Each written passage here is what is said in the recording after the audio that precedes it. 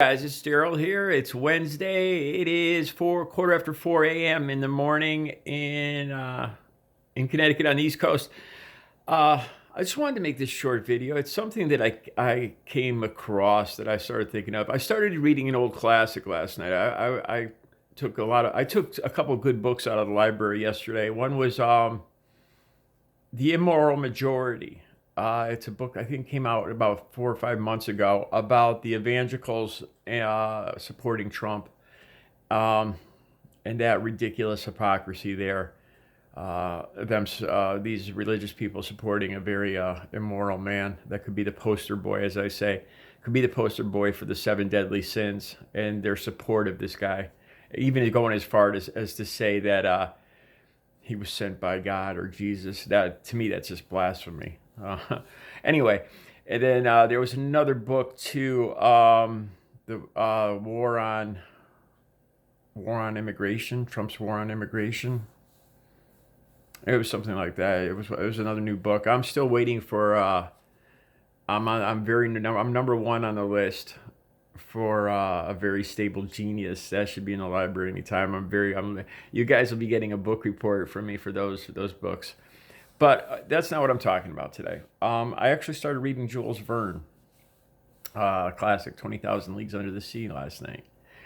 And that was written between 1868 and 1870, I believe.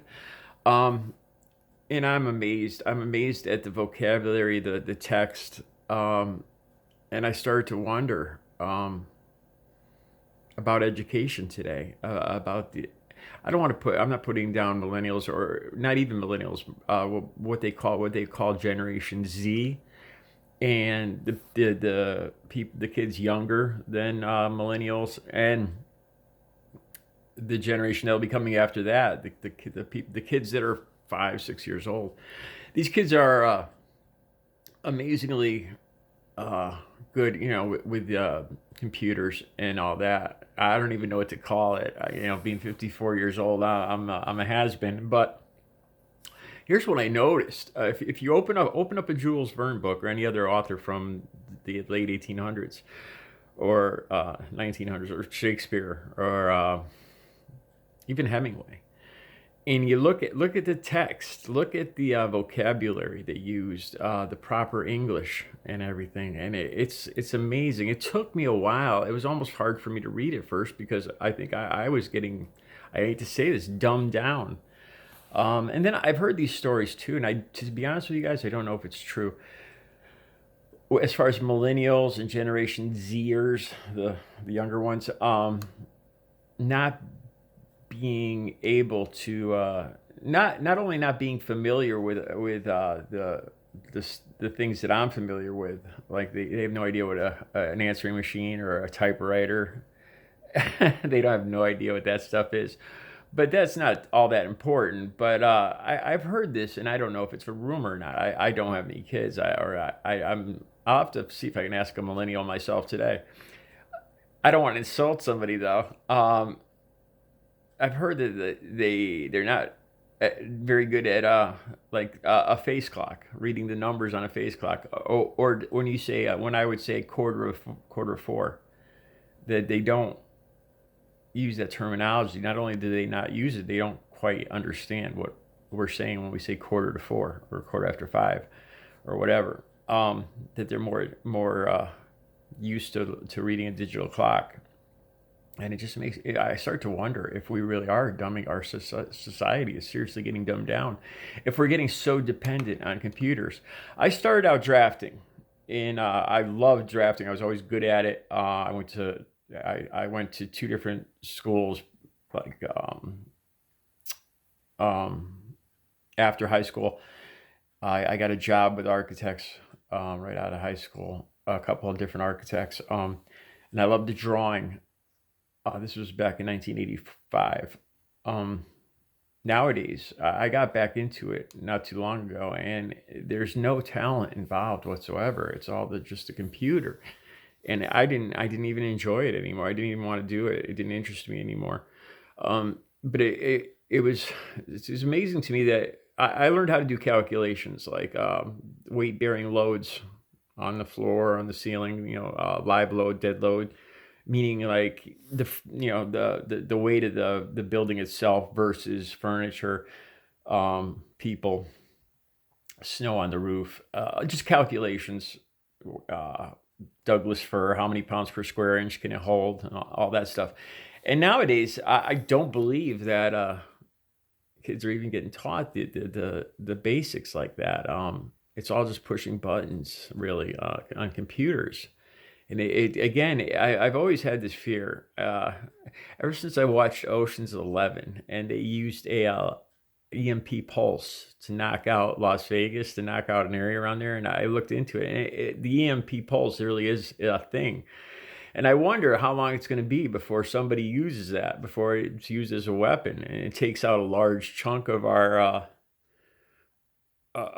electric grid, our computers. I imagine it's just a matter of time, and the chaos that would ensue if there was to be, if all of our computers were down. Imagine if every chip in every electrical gadget was fried. From a lot of people even have electrical entry systems in their doors, in their homes, the phones, the home, everything. And think about it: if everything in your house that had electrical chips was fried, think about how screwed you'd be.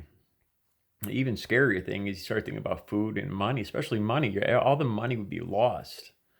Uh, I could see that happening.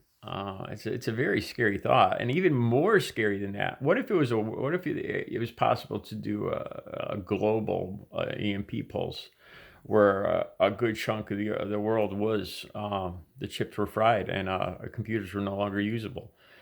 Um, what would happen, and how would people be able to rebuild? I think that's where baby boomers and us Generation Xers would all of a sudden become very valuable, because we have the skills and the knowledge uh, that a lot of the younger kids, I think, take for granted, that computers will do the work for them, even with calculators. Funny thing, I remember being in elementary school in third or fourth grade, and I remember asking for a calculator for Christmas. It was a big deal, it was a it was a new thing. The small calculators, they were this big. um, and what kids take for granted, what younger people take for granted these days. And what if that technology was suddenly unavailable? There, I can imagine it would be total chaos. Uh, Anyway, that was just some thoughts as I was reading my Jules Verne book yesterday, 20,000 Leagues Under the Sea.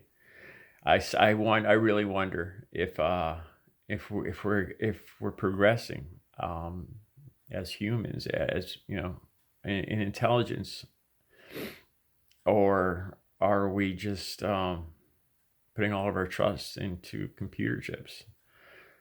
Just a thought, something to think about today. Getting off the subject of impeachment for a while. All right, you guys have a good Thursday.